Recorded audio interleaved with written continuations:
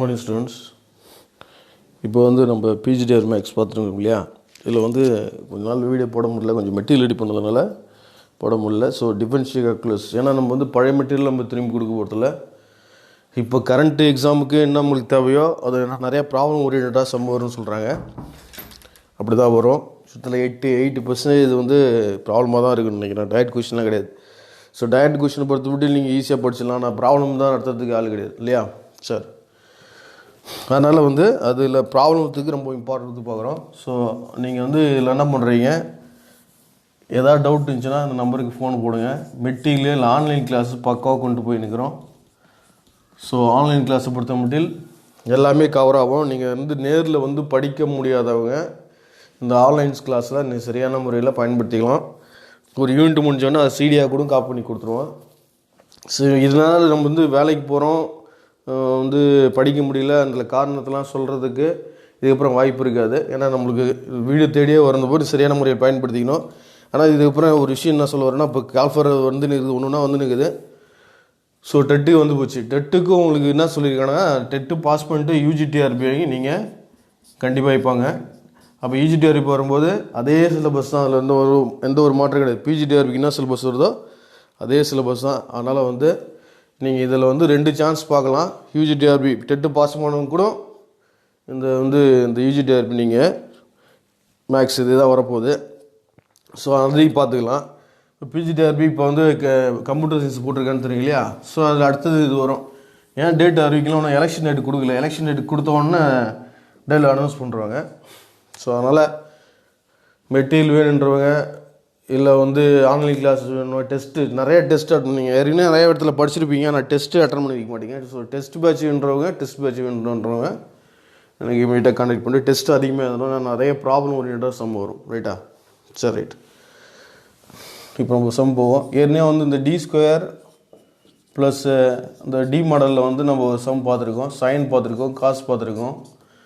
இப்போ எக்ஸு இல்லை X square model வச்சு எப்படி போடணும் அப்படின்னு பாடுறோம். இப்போ சைனு காசு வந்துச்சுன்னா எப்படி போடணும்னு சொல்லிட்டேன். பவர் மாடல் வந்தால் எப்படி போடணும்னு சொல்லிட்டேன். ஈக்குவல் டு 0 வந்தால் அதான் பேஸ், அதை வச்சு தான் எல்லாத்தையுமே வரும். இப்போ இந்த மாடல் வந்துச்சுன்னா சம் எப்படி போடணும் அப்படின்னு பார்த்தீங்கன்னா, இந்த கேஸ்ட் ஈக்குவேஷன் சொல்லலாம், இல்லை ஆக்சிலரி ஈக்குவேஷன் எதுனா சொல்லலாம். ஆக்சிலரி ஈக்குவேஷன் இஸ் அப்படியே எம்மில் மாற்றணும். M square plus 5m plus 6 is equal 0. அப்போ மட்டிலே போனால் 6 வரணும். அப்போ m + 2 இதெல்லாம் எல்லாத்துலேயும் கணக்கில் இருக்குன்னு சொன்னேன். m + 3 equal to 0. அப்போ m ஈக்குவல்னு வரும் -2. இதுனா அது m ஈக்குவல் டு -3. ஸோ இது m1 வச்சுக்கலாம், இது m2 வச்சுக்கலாம். ஸோ 2 வேல்யூ டிஃப்ரெண்ட் ஆச்சுன்னா என்ன formula, CF equal to a e power m1x plus b e power m2x. அப்போ CF equal to a e power -2x plus b e power -3x. So இதெல்லாம் எல்லா கணக்குலையும் போட்டுருங்க, பிரச்சனை கிடையாது. இந்த பர்டிகுலர் இன்டர்வல் தான் உங்களுக்கு கணக்கு கொஞ்சம் மாறும். அந்த பர்டிகுலர் இன்டர்வல் எப்படி போடணுன்றது தான் உங்களுக்கு தெரிஞ்சுக்கணும். இல்லை பர்டிகுலர் இன்டர்வல் ஃபார்முலா என்னது, எக்ஸு டிவைட் பை அதாவது RHS பை LHS. LHS என்னது D square plus 5d plus 6. ரைட்டா? சரி. இந்த எக்ஸு வந்துச்சுன்னா என்ன வரும், எக்ஸ் ஸ்கொயர் என்ன வரும் அப்படின்னா, கணக்கில் எக்ஸ்ன்னு வந்துச்சுன்னா இந்த ஃபார்முலா நான் வச்சுங்க. PI ஈக்குவல் டு அவங்களே டெரிவேட் பண்ணிக்கிறாங்க. இந்த PI ஈக்குவல் டு இந்த ஃபார்முலா, அதாவது C1x C0 C1x C0 plus C1x நான் வச்சுங்க. எக்ஸ் ஸ்கொயர் வந்துச்சுன்னா கணக்கில் ரைட் ஹேண்ட் சைடில் எக்ஸ் வந்துச்சுன்னா இந்த ஃபார்முலா வச்சுங்க. அதே எக்ஸ் ஸ்கொயர் வந்துச்சுன்னா PIயோட value C0 plus C1x plus C2x square. இந்த 2 வச்சு போடணும். பெரும்பாலும் எக்ஸ் ஸ்கொயர் தான் வரும். எக்ஸ் கியூப்லாம் வந்துச்சுன்னா எப்படி போடணும்னு சொல்கிறோம். பட் எக்ஸ் ஸ்கொயர் வந்துச்சுன்னா எப்படி போடணும்னு பார்ப்போம். இப்போ கணக்கில் எக்ஸா எக்ஸ் ஸ்கொயரா எக்ஸு. அப்போ PIயோட வேல்யூ என்னதுன்னா C0 ப்ளஸ் C1xன்னு வச்சுப்போம். X divide by x square plus 5d plus 6. So x இருந்துச்சுன்னா இந்த PIக்கு இந்த வேல்யூ சப்ஸ்டியூட் பண்ணணும். பண்ணிட்டா நம்ம C1 C0 வேல்யூ கண்டுபிடிச்சா கணக்கு கொஞ்சம் போச்சு. ரைட்டா? அப்படி கிராஸ் மல்டிப்ளை பண்ணுவோம். D square into D square plus 5d plus 6 of y equal to y பொறுத்தவரை இல்லையா போட்டு அதாவது கிராஸ் மல்டிப்ளை பண்ணுறது தட்ஸ் ஆல். அது முன்னில் C0 plus C1x is equal to x. ரைட்டா?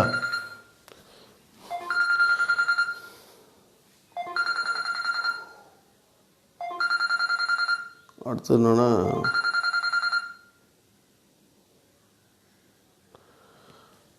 அடுத்தது உங்களுக்கு பார்த்தீங்கன்னா எக்ஸு. இப்போ வந்து அப்படியே மல்டிப்ளை பண்ண போகிறோம். மல்டிப்ளை பண்ண என்ன வரும்? ஃபஸ்ட்டு டி ஸ்கொயர்னால் 2 வாட்டி டிஃபரன்ஸ் பண்ணோம். இது பண்ணாலும் 2 வாட்டி பண்ணால் 0 ஆகிடும், இது பண்ணாலும் 0 ஆகிடும். இப்போ டி ஸ்கொயருக்கு வேல்யூ இல்லை. இது 5Dனா இது வந்து என்ன பண்ணோம்? ஒரு வாட்டி டிஃபரன்ஷியேட் பண்ணோம். இது டிஃபரன்ஷியேட் பண்ணால் 0 ஆகிடும். இப்போ இது டிஃபரன்ஷியேட் பண்ணால் 1, எக்ஸை பண்ணால் 1. அப்போ 1 × C1, அப்போ ஆன்சர் என்ன வரும்னா 5C1. ரைட்டா? அதாவது இது வந்து டிஃபரன்ஷியேட் பண்ணலாம். இதை வந்து மல்டிப்ளை பண்ணணும். அப்படியே ஒன்றுனா மல்டிப்ளை பண்ணுவோம் சார். புரியல சார், ஸ்டெப் போடலாம். இப்படி போடுங்க. D square into C0 plus C1x plus 5D into C0 plus C1x plus 6 into C0 plus C1x. இந்த ஸ்டெப் போட்டால் டைம் வேஸ்ட் ஆகும். Equal to x. டிஃபரன்ஷியேஷன் இது 2 வாட்டி பண்ணால் 0 ஆகிடும், கான்ஸ்டன்ட்டு. இது வந்து எக்ஸ் ஒரு வாட்டி பண்ணால் எக்ஸ் 1 ஆகிடும். 1 டிஃபரன்ஷியேட் பண்ணால் 0 ஆகிடும். அப்போ இது ஃபுல்லாக என்ன ஆகிடும்? டிஃபரன்ஷியேட் பண்ணால் 0 ஆகிடும். இது வந்து இது 2 வாட்டி பண்ணணும், இது ஒரு வாட்டி பண்ணணும். இது வந்து ஒரு வாட்டி பண்ணணும்னா கான்ஸ்டன்ட் டிஃபரன்ஷியேட் பண்ணால் என்ன ஆகிடும்? 0 ஆகிடும். எக்ஸை பண்ணால் 1 வருது. அப்போ வேல்யூ வருது இது. அப்போ 5 × C1 5C1 ப்ளஸ் இது வந்து அப்படியே நம்ம மல்டிப்ளை பண்ணுவோம். நம்பர் தானே 6 C0 ப்ளஸ் என்னது 6 C1x is equal to x. ரைட்டா? சரி, அப்போ என்ன பண்ணுறோம்? இதில் எது கான்ஸ்டன்ட்னா இது 2 கான்ஸ்டன்ட். அதாவது 5C1 ப்ளஸ் 6C0ன்றது கான்ஸ்டன்ட். இதில் கான்ஸ்டன்ட் டைப் இருக்கா? இல்லை, 0. ஈக்குவேஷன் 1 வச்சுக்கோம். எக்ஸ் டைம் பார்த்தா 6C1 ஈக்குவல் டு இங்கே எக்ஸ் வந்து இங்கே எக்ஸ் 1ன்னு அர்த்தம். அதாவது equal to coefficient of x time அது கான்ஸ்டன்ட் டைம் வேறு எதுவும் பண்ணல. அப்போ C1 ஈக்குவல்னு வரும் 1/6ன்னு ஆகிடும். C1 வேல்யூ 1/6ன்னு கொடுத்தா 5/6ன்னு ஆகிடும். Plus 6C0 equal to 0. ரைட்டா? சரி, இதை அடிச்சிடலாம். அப்போ இந்த C0 C1 வேல்யூ கண்டுபிடிக்கணும். அது எதுவும் கிடையாது. 2-3 சம் இதில் போட்டால் உங்களுக்கு தர வேணும். அப்போ 6C0 ஈக்குவல் டு -5/6.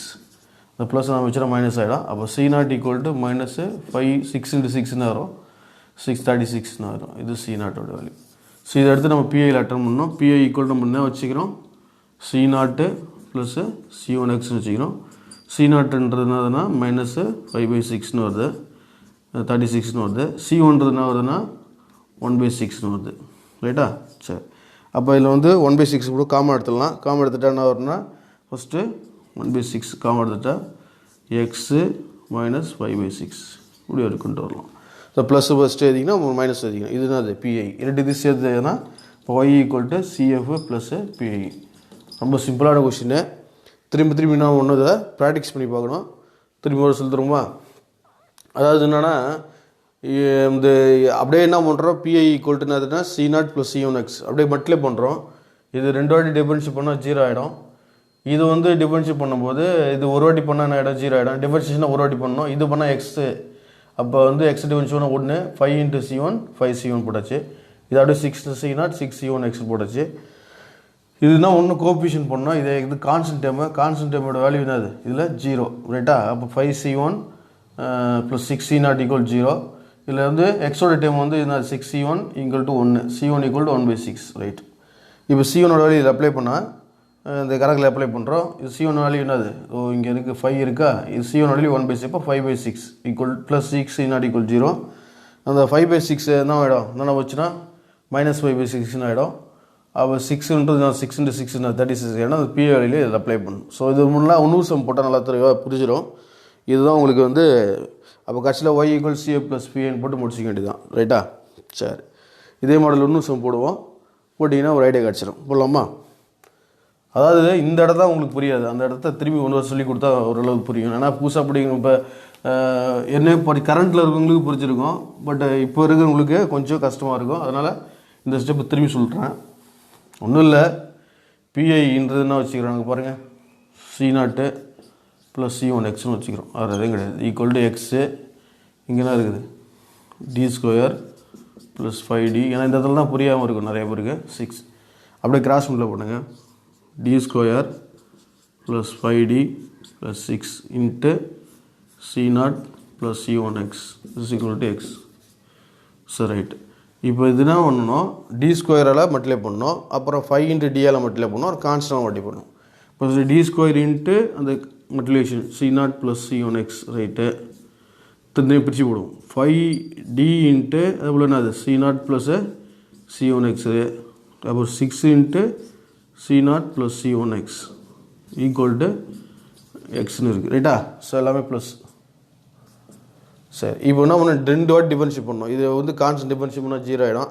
எக்ஸ் ஒரு வாட்டி டிஃபரன்ஷியேட் பண்ணால் ஒன்று வாட்டி டிஃபரன்ஷியேட் 0 ஆகிடும். ஸோ இது ஃபுல்லாக என்ன டிஃபரன்ஷியேட் வாட்டி 0 ஆகிடும். பட் இது வந்து டிஃபரன்ஷியேட் பண்ணும்போது D² 2 வாட்டி, இப்போ Dனா ஒரு வாட்டி, இது ஒரு வாட்டி கான்ஸ்டன்ட் டிஃபரன்ஷியேட் பண்ணி 0 ஆகிடும். இது எக்ஸை டிஃபரன்ஷியேட் பண்ணால் அது 1. அப்போ இதுக்கு வேல்யூ இருக்குது. இதுக்கு வேல்யூ 1னா 5ஆல் மல்டிப்ளை பண்ணால் 5C1. சரி இது நம்பர் தானே அப்படியே மல்டிப்ளை பண்ணிக்கலாம். 6C0 6C1x is equal to x. இந்த இடத்துல இன்னும் பண்ணல. Equating the coefficient of x and constant terms. Constant term x மாட்டோம். இல்லை கான்ஸ்டன்ட் டேர்ம் என்னது இது இருக்குது. எக்ஸ் டேர்ம்ஸ் என்னது 6C1 x is equal to அங்கே எக்ஸ் வேணால் எழுதிங்க. எக்ஸ் கேன்சல் ஆகிடுமா. அப்போ 6C1 ஈக்குவல் டு 1. அப்போ C1 ஈக்குவல் டு 1/6. அதுதான் கிடையாது. முடிஞ்சு போச்சா. ஸோ இந்த இடம் தான் புரியாத கொஞ்சம் நிதானமாக சொல்லி கொடுத்தா புரிஞ்சிட போகுது. எதுவுமே புரிய நடத்துறது தான் நம்ம இடத்த பொறுத்தா இருக்குது. இப்போ இதில் அப்ளை பண்ணுங்க. Constant value 5C1 6C0 equal to 0. Constant தான் ரைட் ஹேண்ட் சைடில் இல்லை 0. இப்போ C1 வேல்யூ என்னது 1/6. அப்போ 5/6 ஆகிடும். இப்போ 6C0 ஈக்குவல் டு 0. அப்போ 6C0 ஈக்குவல் டு ப்ளஸ் 5/6 வச்சுன்னா ஆகிடும் -5/6 ஆகிடும். அப்போ 6C0 ஈக்குவல் 6 × 6 நம்ம கீழே அப்படியே மட்டும் பண்ணோம். -5/36 அவ்வளோதான். ஒரு இதுவும் கிடையாது. ஸோ இது பிஐ தான் அதிகமாக கேட்குறாங்க. அப்போ வந்து இந்த பிஐ வேல்யூ நம்ம ஒன்றா அசியூம் பண்ணோம்னா தூக்கி அது ஏறி எழுதுவோம். பிஐ ஈக்குவல் டு C0 வேல்யூ என்னது -5/6 ப்ளஸ் C1 x. C1ன்றது 1/6. அப்போ 1/6 36 1/6x. ஸோ இதுதான் பிஐ. இதை தூக்கி அப்படியே எழுதிக்க வேண்டியது. இதெல்லாம் காமன் எடுத்து கூட எழுதலாம். இவ்வளோ தான். அதனால் மேக்ஸில் ஒன்றுமே கிடையாது. இப்போ கால்ஃபர் வந்து வர ஆரம்பிச்சது. இன்னும் ஒரு மாதத்தில் வந்து எக்ஸாம் வந்துடும். கால்ஃபர் வந்துட்டுனா ஒரு 2 மாதம் தான் டைம் கொடுப்போம். எத்தனை நாள் டைம் கொடுக்கும் நம்மளுக்கே தெரியாது. அதனால் படிக்க ஆரம்பிச்சிருங்க. இந்த வாய்ப்புட்டால் வர்றது கிடையாது. ஒன்றே ஏதாவது ஒரு புக்கு என்னன்னு சொல்கிறேன் மெட்டீரியலையோ இல்லை ஏதாவது டெஸ்ட் பேச்சோ ஏதாவது எங்கிட்ட சேர்ந்து படிக்கணும். எங்கேயாவது சேர்ந்து படிங்க. இதுக்கப்புறம் நீங்கள் டைம் வேஸ்ட் பண்ணால் அது நான் ஒன்றும் சொல்கிறதுல அட்வைஸ் பண்ணுறது டைமே கிடையாது. இப்போ 20 நிமிஷம் என்ன பண்ணணும் 10 வீடு தர பண்ணணும். அதான் முக்கியம் ரைட்டா. இதுக்கப்புறம் நீங்கள் உட்காந்துருந்தீங்கன்னா வேஸ்ட்டு. அதனால் பார்த்துங்க படிக்க ஆரம்பிச்சிங்க ஸ்டூடெண்ட்ஸ். இந்த வாட்டி கண்டிப்பாக உங்களுக்கு ஒரு வேலை இருக்குன்றது கன்ஃபார்ம் பண்ணி உறுதி பண்ணிங்க ரைட்டா. சரி ஓகே. All the best.